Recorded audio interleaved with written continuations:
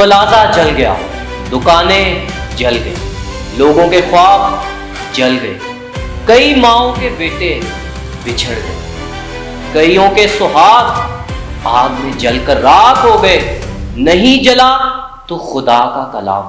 السلام علیکم ناظرین، میں ہوں آپ کا ہوسٹ مدثر شہزاد۔ ناظرین، سانحہ کراچی پلازہ جل گیا، دکانیں جل گئی، لوگوں کے خواب جل گئے، کئی ماؤں کے بیٹے بچھڑ گئے، کئیوں کے سہاگ آگ میں جل کر راکھ ہو گئے، نہیں جلا تو خدا کا کلام۔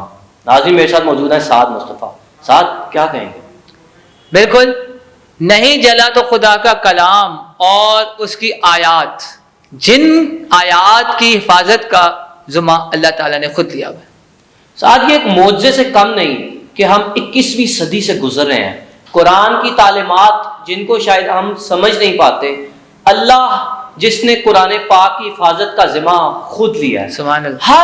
ہر صحانے پہ، ہر واقعے پہ اللہ کا کلام ہمیں واضح پیغام دیتا ہے کہ سمجھو، حفاظت کرو اپنے ارد گرد کے لوگوں کی۔ ہم کیوں نہیں کرتے؟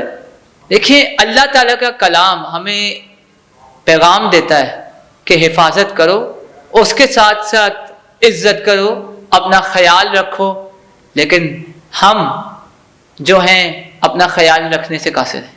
اچھا سعد، ہم لوگ تو دیکھ نہیں سکتے، ہم دونوں نابینا ہیں، لیکن وہاں جو لوگوں نے حالات دیکھے کہ اس پلازے میں جو ایک ہی دروازہ کھلا ہوا تھا، باقی دروازے بند تھے، کوئی ایگزٹ ڈور نہیں تھا، وہاں پہ کوئی فائر ایکسٹنگوشر نہیں تھا۔ ہمارے ملک میں ایسے واقعات بارہا ہوتے ہیں، ہم ہر واقعے کے بعد کہتے ہیں ایصال ثواب کی دعا کر دو، آخر کب تک ہم یوں ہی روئیں گے؟ اس جو آپ نے ایک دردناک ایک پہلو اجاگر کیا ہے، اور ایک اس بات پر غمزدہ ہونے کے علاوہ میرے پاس کوئی لفظ نہیں ہے۔ 71122 کوئک رسپانس ایک ہماری جو ایمرجنسی سروس ہے، جس کے پوری دنیا میں چرچے ہیں کہ 1122 ٹائم پر پہنچتی ہے، ٹائم پہ نہیں پہنچ سکی۔ کیا ریزن ہے؟ کیا ہماری سڑکیں اس قابل نہیں؟ کیا ہماری کوئک رسپانس ٹیم اس قابل نہیں؟ بڑا افسوس ہوا کہ ایک فائر جو بجھانے والا تھا بیچارہ، وہ اہلکار، وہ بھی شہید ہو گیا۔ یہ سب باتوں کا جواب قرآن کی اس آیت نے دیا ہے جی، سورہ بقرہ کی پہلے سے پارے میں کہ سم بکم عمی فہم لا یرجعون، یہ بہرے ہیں، گونگے ہیں، اندھے ہیں کہ دیکھ نہیں سکتے۔ اس کا مطلب وہ نہیں ہے جو آپ سمجھ رہے ہیں۔ قرآن کی اس آیت کا مطلب ہے کہ دیکھنے سننے کے باوجود تم نے حفاظتی بند نہیں باندھے، تم نے نہیں حساب کتاب کیا، اور پھر تم میں مسئلہ ہوتا ہے تو پریشان کیوں ہوتے ہو؟ یہ پھر ہونا تھا جب ایمرجنسی ایگزٹ نہیں بنائیں گے، فائر بریگیڈ وقت پہ نہیں آئے گی، سیڑھیوں کے مسئلے، دھوئیں نکالنے کا کوئی سیٹ اپ نہیں، تو پھر مسئلے تو ہوں گے۔ سارا دل روتا ہے، دل چیختا ہے، خون کے آنسو رو رہا ہے دل، کہ وہ جو کسی کے پیار کرنے والے تھے، ان کی جو آڈیوز وائرل ہوئی ہیں، اپنے خاندان سے، اپنے بچوں سے وہ اپنا پیغام دے رہے ہیں کہ ہمیں معاف کر دو، ہم ایسے حالات میں پھنس گئے ہیں۔ کیوں ہمارے ملک میں آخر کب تک یہ چیزیں چلیں گی؟ جب تک ہم اپنے آپ کو بدلنے کی کوشش اصل میں نہیں کریں گے، تب تک ہم اپنے آپ کو واقعی نہیں بدلیں گے۔ Evolution starts from your self. ساتھ وہاں پر جو بیچارے ہمارے بزنس مین تھے، کروڑوں اربوں کا نقصان ہو گیا۔ کیوں ہم ان جو بیچارے لوگ تھے ان کو بھی ایک بے جان سامان سمجھتے ہیں؟ کیوں ہمارے نزدیک ایک انسان کی جان کی کوئی قیمت نہیں؟ آخر کیوں؟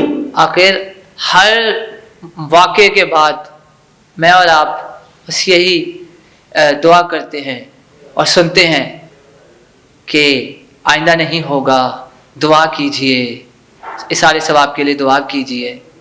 بس یہی سنتے سنتے جو ہے ہماری زندگیاں بیت گئی ہیں۔ لیکن پاکستان کا جو سسٹم ہے 70 سالوں سے، جب ہم بار بار ایک ہی نعرہ لگاتے ہیں، بار بار اسی نقشے سے گھر بناتے ہیں، بار بار ایک ہی روڈ کو توڑ کے دوبارہ وہی روڈ کھڑی کر دیتے ہیں، تو پھر تو سوال اپنے آپ سے سوچنا اور اپنے آپ سے پوچھنا بنتا ہے. ساتھ آپ نے ایک بڑا چھپا ہوا پیغام دیا.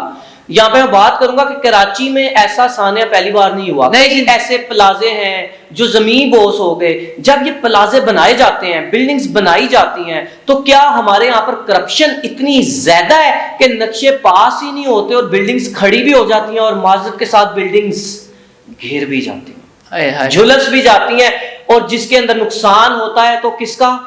عام عوام کا. اب وہ کہاں جائیں؟ کس کے پاس جائیں؟ کس کے پاس دہائی دے گی وہ ماں جس کا بچہ اس سے بچھڑ گیا؟ کس کے پاس جا کے روئے گی وہ عورت جس کا ہسبینڈ بچھڑ گیا؟ کس کے پاس؟ کس کے پاس جا کر روئے گا ہمارے ملک کا وہ بزنس مین جس کی دکانیں جل گئی؟ کس کے پاس جا کے وہ بندہ روئے گا جس کا سرمایہ اس نے لگایا اور سارے کا سارا اجڑ گیا؟ کیا آپ کو لگتا ہے ساتھ ایک سیکیورٹی چیک بڑا اب ہمیں اسٹرکٹ کر لینا چاہیے؟ یہ ایسے واقعات ہمیں جھنجھوڑتے ہیں، بار بار جھنجھوڑتے ہیں کہ ابھی بھی سمجھ جاؤ، ابھی بھی سیکیورٹی میئرز لے لو، ابھی بھی جو انفراسٹرکچر کے میئرز ہیں وہ لے لو. ہم کیوں نہیں لیتے؟ وہ اس لیے نہیں لیتے کہ ہم اپنے آپ کو بدلنا نہیں چاہتے. جس دن ہم فیصلہ کر لیں گے کہ ہم نے کرپشن ختم کرنی ہے تو اس دن ہم اپنے آپ کو بدلیں گے تو یہ معاشرہ خود بدل جائے گا. ناظرین، آج کا ہمارا پروگرام صرف اظہار افسوس نہیں بلکہ ان حقیقتوں کو اجاگر کرنا ہے، اللہ کے کلام کا محفوظ رہ جانا، ان آیات کا جو اس گل پلازا کے اندر سب چیزیں جل گئی. ناظرین، زمین بوس ہو گیا پلازا، لیکن بچ گیا تو خدا کا کلام. آج بھی وقت ہے اللہ کے کلام کو سمجھنے کا، آج بھی وقت ہے کلام اپنے آپ کو سدھارنے کا. بالکل، اور آج بھی وقت ہے اپنے بہنوں بیٹیوں کے سہاگ کو بچانے کا. ابھی بھی وقت ہے ان نوجوان کو بچانے کا جو ایسے پلازوں میں بچارے نوکریاں کرتے ہیں. ناظرین، چھوٹا سا ایک فائر پھر سے کہہ دو، اپنے بھی نوجوانوں کو بچانے. ٹھیک ہے، آج بھی وقت ہے اپنے نوجوانوں کو بچانے کا، ان کا مستقبل ان کا مستقبل روشن کرنے کا، نہ کہ ان کے مستقبل کو آگ میں جلا دینے کا. چھوٹے سے سیکیورٹی میئرز ہوتے ہیں، فائر ایکسٹنگوشرز لگائیں، اپنے آپ کو بچائیں. نہ صرف اپنے آپ کو بچائیں بلکہ فائر ایکسٹنگوشر لگانے سے، ڈیفرنٹ ایگزٹ پوائنٹس لگانے سے، ایمرجنسی الارمز لگانے سے آپ کا نقصان نہیں ہوگا، آپ کا فائدہ جس کا کام ہے اسے کرنے دیجئے. ایک بوڑھے بزرگ کو پستول دے کے پلازے کے آگے نہ بٹھائیے کیونکہ وہ حفاظت نہیں کر سکتا، یہ جوان کرے گا. ایک گھر میں سربراہ بنائیے، ہر بندہ سربراہ نہیں بنے کیونکہ فیصلہ ایک سربراہ ہی کر سکتا ہے. Try to find some leader جو آپ کو نہیں بلکہ پورے معاشرے کو بدلے. بالکل ایسے ہی بہت سارے سوالیہ نشان ہیں اس واقعے کے اوپر. اس واقعے کی آگے جو انویسٹیگیشن ہونے والی ہے اس کے اوپر ہمارے جتنے حکومت کے ادارے ہیں ان کے اوپر، نہ صرف ان کے اوپر بلکہ ہمارے اوپر. ایک اور بھی سوال ہے پیپلز پارٹی سے کہ 15 سالوں میں گل پلازا جو اتنی بڑی بلڈنگ ہے، 1400 کے قریب دکانیں ہیں وہاں، آپ صرف یہ بیان دے کے اپنے آپ کو ایزی سمجھتے ہیں کہ ایزی وہاں ایگزٹ نہیں تھا. کاش آپ سوچتے جب آپ کے گھر میں کبھی ایسا ہوتا. ناظرین، اسی بات کے ساتھ آج اداس دل کے ساتھ آپ سے اجازت چاہیں گے. آپ سے ملاقات ہوگی نئے پروگرام میں. تب تک کے لیے مجھے سعد مصطفیٰ کو دیجیے اجازت. اللہ نگہبان.